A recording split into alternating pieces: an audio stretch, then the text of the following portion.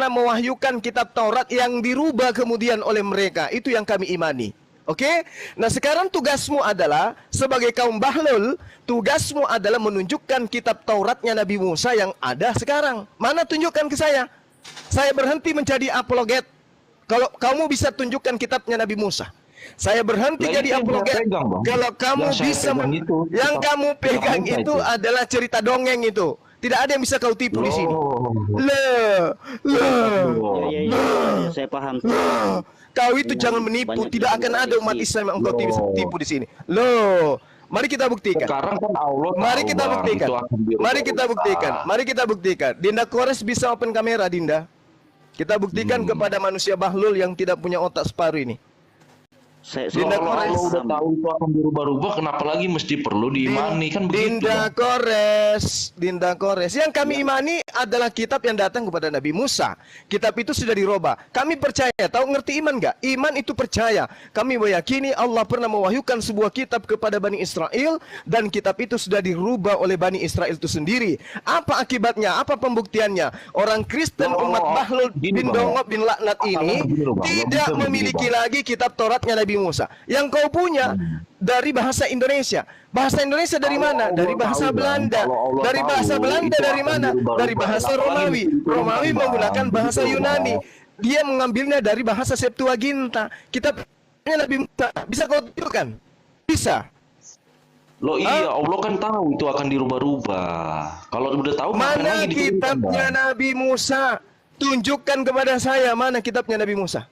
Lah ini saya pegang, Bang. Nenekmu kiper, coba kau bacakan sama saya. Kau tunjuk, buka kamera, kau tunjukkan kepada saya.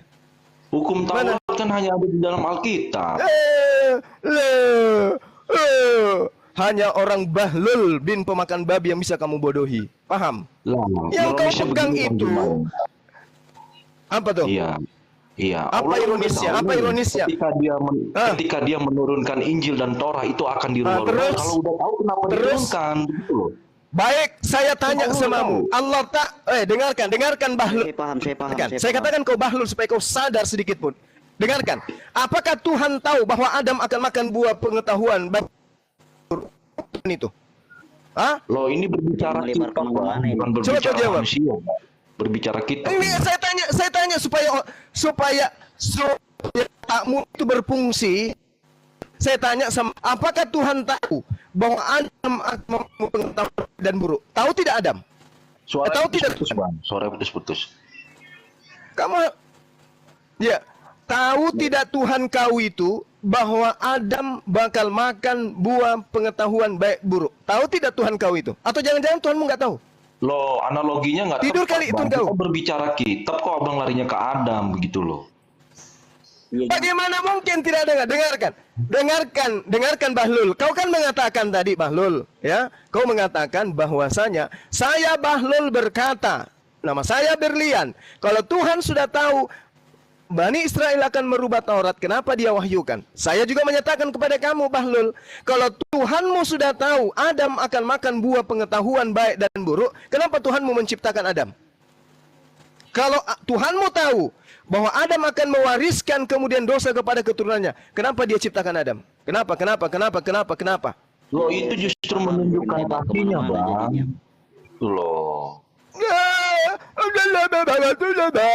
Sama ketika saya mengatakan samamu, Tuhan memberikan konsep kebenaran kepada Bani Israel. Tapi Bani Israel ada padanya setan. Oke? Siapa setannya? Keturunan Benyamin. Siapa keturunan Benyamin? Paulus. Siapa yang memberikan ajaran bahwa manusia utusan Tuhan Yesus itu adalah Tuhan? Paulus. Siapa yang mengatakan karangan-karangannya itu sebagai firman Tuhan? Paulus. Kenapa bisa berubah itu? Karena di atas muka bumi ini ada setan. Dan setan terakhir yang nyata sebagai manusia sebelum pengikutnya datang Kristen yaitu Paulus. Iya, saya sudah. Kamu belum paham juga sampai di situ. Makanya mudah-mudahan dengan penegasan ini kamu tidak bahlul lagi kawan, ya. Supaya kau belajar, supaya otakmu itu terisi sedikit. Oke? Oke. Alhamdulillah. Saya doakan semoga kalian berdua paham. Silakan. Oh, iya. Paham di kajian-kajian sebelumnya mengenai hal-hal seperti itu, yang lain yang ini di konsep ketahanan ini aja yang mau diperdalam dulu. Kalau memang bukan Yesus yang disalib, kenapa masih disebut Yesus dalam kitab Ya, kami? saya mohon pamit dulu Bang ya, buat teman-teman semua di sini. Mohon maaf kalau ada salah kata. Jadi sebelum saya pamit, saya ingin menyampaikan bahwa bukti atau pembuktian itu harus dibuktikan oleh kaum muslimin. Di mana Torah, Jabur dan Injil yang asli itu sekarang begitu. Sekian dan terima kasih Bang. Ya, saya sudah paham ya. Bahlul, udah kau turun Bahlul. Kau cebok pakai air 1 sendok sana. Ya, Memang saya kau paham. otakmu gak berfungsi, berkarat. Makanya Ya. tanya mamamu dan istrimu, anak kita jangan dikasih minum susu babi. Inilah akibatnya kalau susu babi dari bayi, otak nggak berfungsi. Yang menyembunyikan Bani Israel, yang disuruh tunjukkan Bani Ismail, kan koplak. Iya, Udah iya, turun, iya. turun. Saya Kamu paham. pergi cebok air 1 sendok, habis itu jilat tanganmu.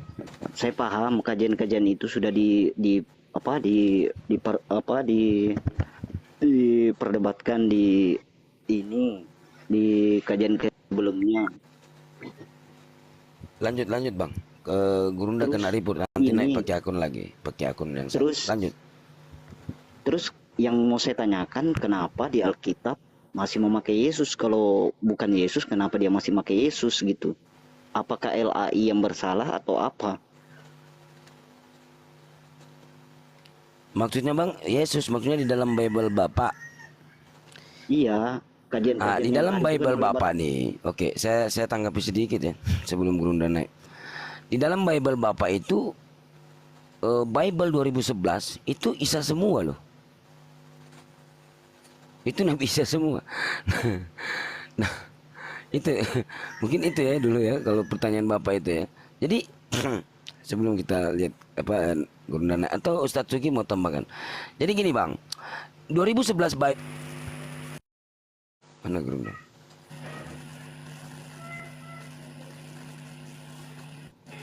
Nah, jadi kalau untuk pertanyaan LAI ya coba lihat terjemahan atau kita lihat ya seperti tadi ya saya katakan ya tadi ya, misalnya ini ya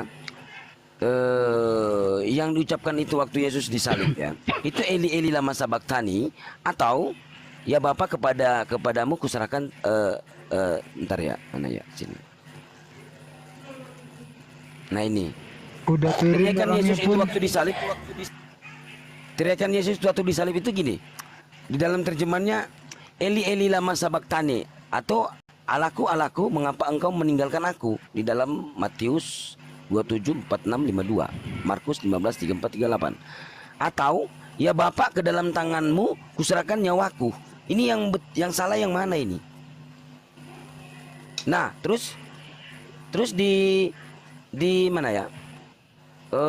Antara Markus, Matius, Lukas, Yohanes, coba lihat tulisan apakah yang ada di atas salib. Apakah tertulis raja orang Yahudi, Markus 15:26, ataukah inilah raja orang Yahudi, Lukas 23:38, atau inilah Yesus raja orang Yahudi, Matius 27:37, atau Yesus orang Nazaret, Yohanes 19:19. Nah ini dari LAI ini. Kan gitu ya. Nah, mungkin itu Pak, silakan mau tanggapi lagi. Ibes coba lihat Gurunda Ibes. Santai, Oh ini. slow. Besarin Gurunda, Bes. Loh, mana Bapak itu ya? Bapak Dot. Bapak tadi udah turun, Bes.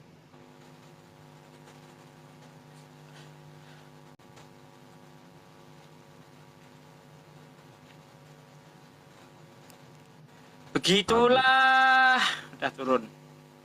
Udah turun. Oten kok nggak ada yang pinter. Aduh, pusing Iya, ya. udah jelas tadi ya. Sudah jelas Yesus yang ngasih tahu, ya kan, bahwa orang Yahudi tidak taat lagi terhadap hukum Taurat. Masih nanya lagi. Udah jelas Kan tadi. kau- Jelasin Gurunda. Waalaikumsalam warahmatullahi wabarakatuh. Waalaikumsalam. Yang lucu lagi dia belum baca ayatnya, begitu dikasih tahu langsung tafsir. mendadak langsung tafsir. Kan seharusnya dibaca dulu, sebelum dan sesudahnya bagaimana, kan gitu. Baru bisa ditafsir. Baca aja belum, baru dengar pertama kali ini. Oh, langsung begini, wah so hebat kali.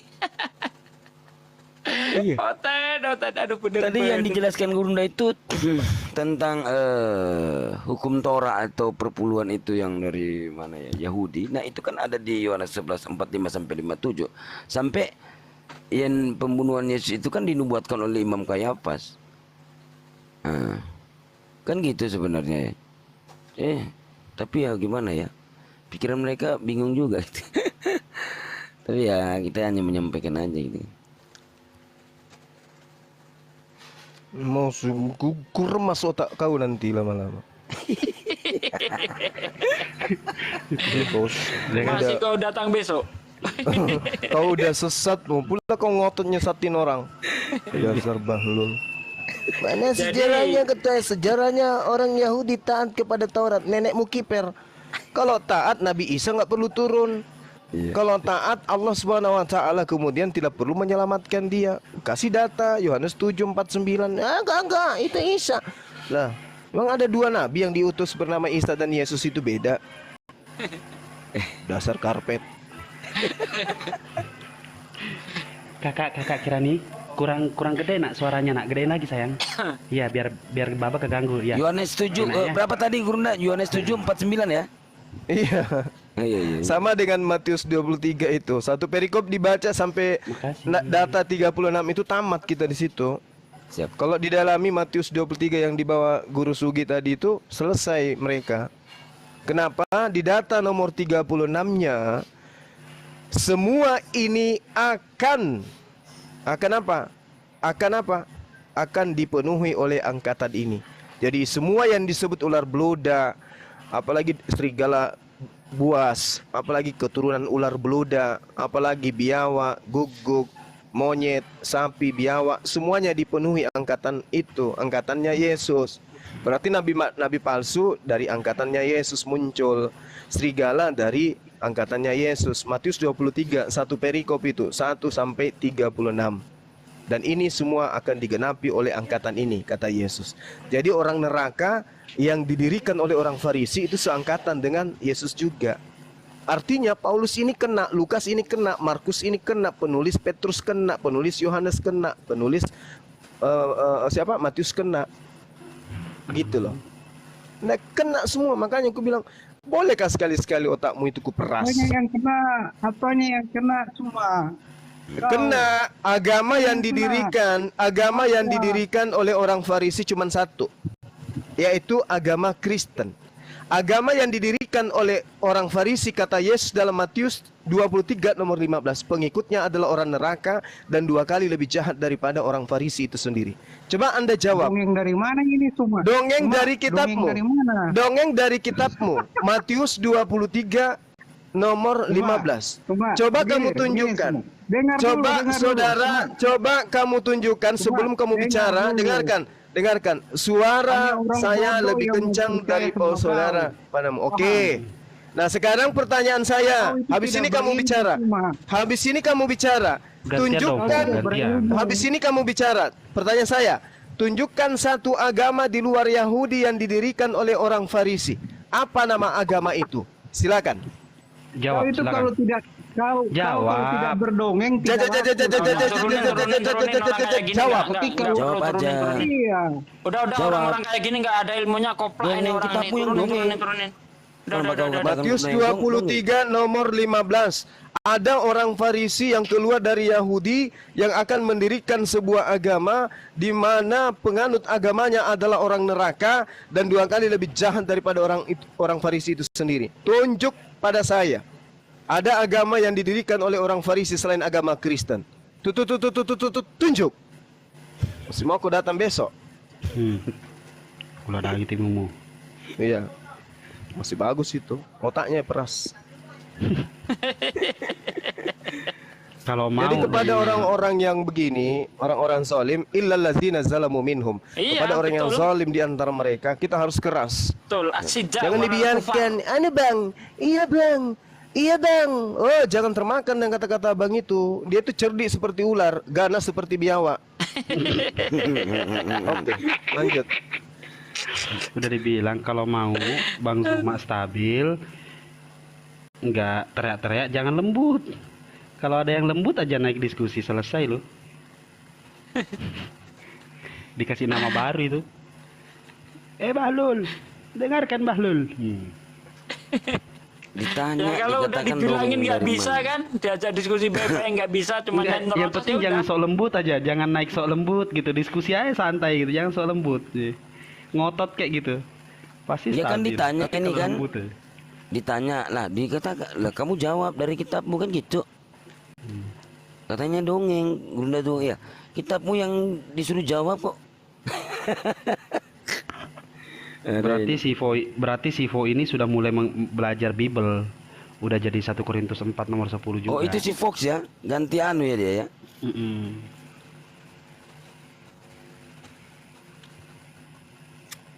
Ayo, Kristen yang ini, biar Gurunda nggak tidur siang, biar ntar malam dia ngantuk, biar dia tidur. Jangan sampai dia tidur siang, merem dikit, seger ntar malam dia. Nggak tidur lagi 6 hari. Yuk bisa yuk, naik yuk, Oten.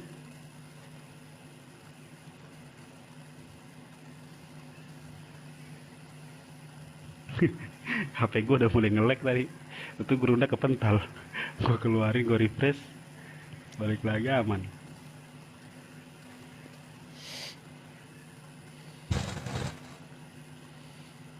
Halo, Ten, naik. Nggak ada permintaan bes. Ada sih, cuma namanya berbau-bau ini semua. Lihat aja yang iya kan. Ada Vano dari tadi nggak diajak ngobrol, Bang Sidik.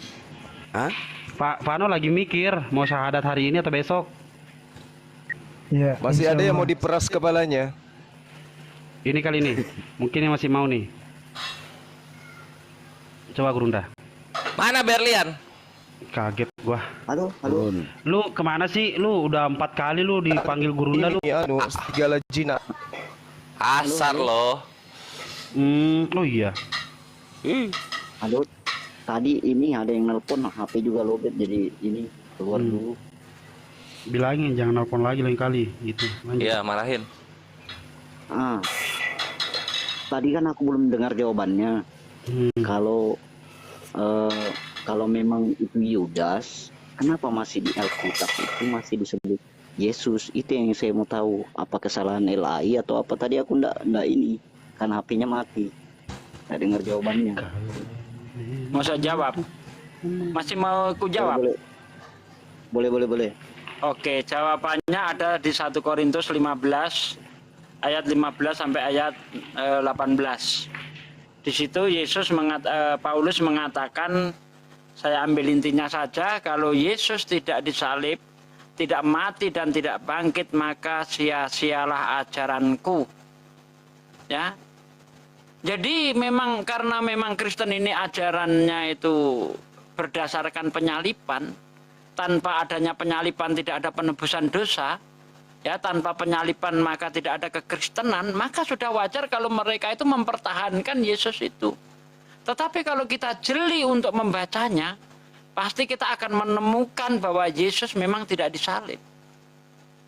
Ya, seperti yang saya katakan tadi, apalagi kalau kita lihat tanda Yunus di dalam Matius 12 ayat 39. Angkatan yang jahat dan tidak setia ini meminta satu tanda. Tanda tidak akan diberikan selain tanda Nabi Yunus yang tinggal di dalam perut ikan selama 3 hari dan 3 malam. Demikian juga anak manusia akan tinggal di dalam rahim bumi selama 3 hari dan 3 malam. Nah, untuk mengetahui tanda ini kita harus baca di dalam kitab Yunus itu. Baik itu Yunus 1 ayat 17, ya, Yunus 2 ayat 2 sampai ayat 4. Kita akan tahu ternyata tanda Yunus, keajaiban Yunus ketika di dalam perut ikan itu dia tidak mati.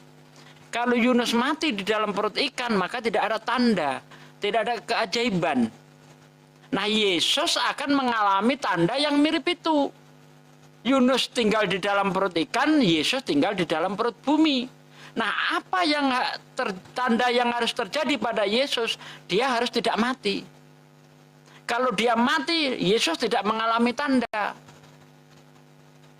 Orang Kristen sering mengatakan tandanya bukan di dalam kubur, tapi selama 3 hari 3 malam itu. Ya, kalau tandanya hanya sekedar waktu, bapakku lebih hebat. Udah 40 tahun di dalam kubur bapak saya. Berarti hebat bapak saya kalau waktu dijadikan sebagai keajaiban, sebagai tanda.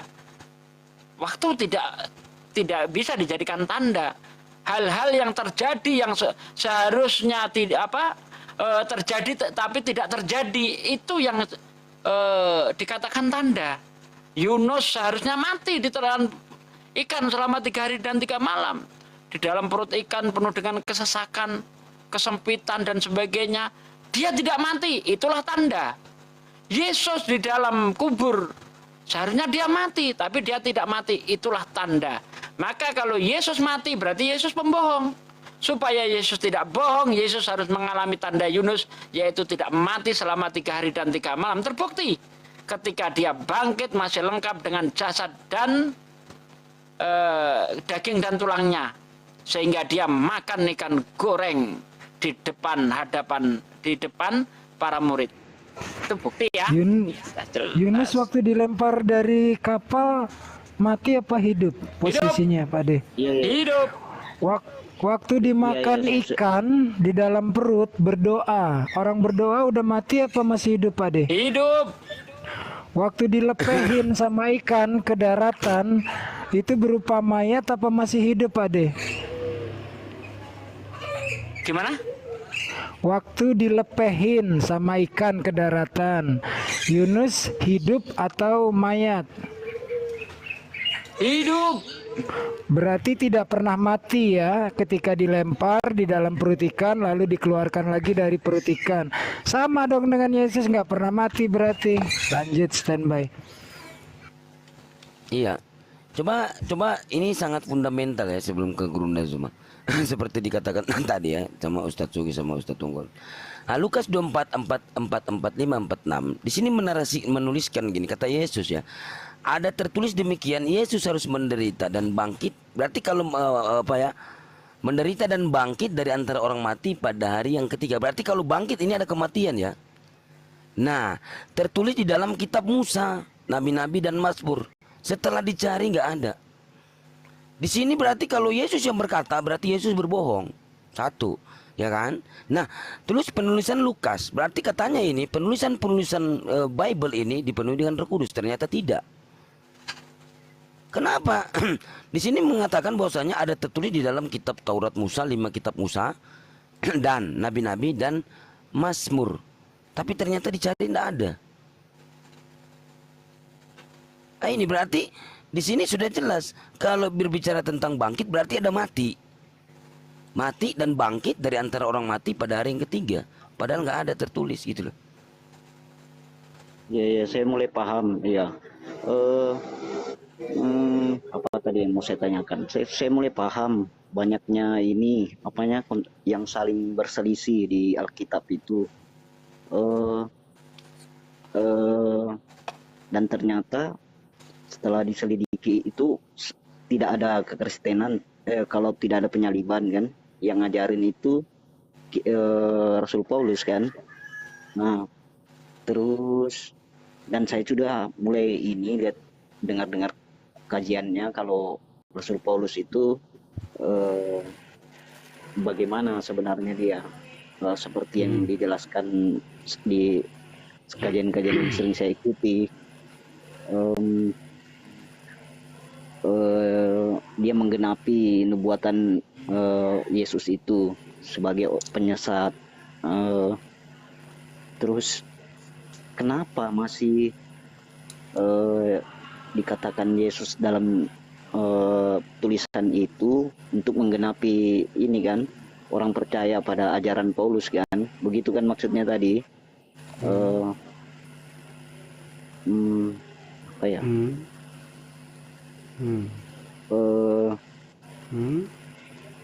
Bentar.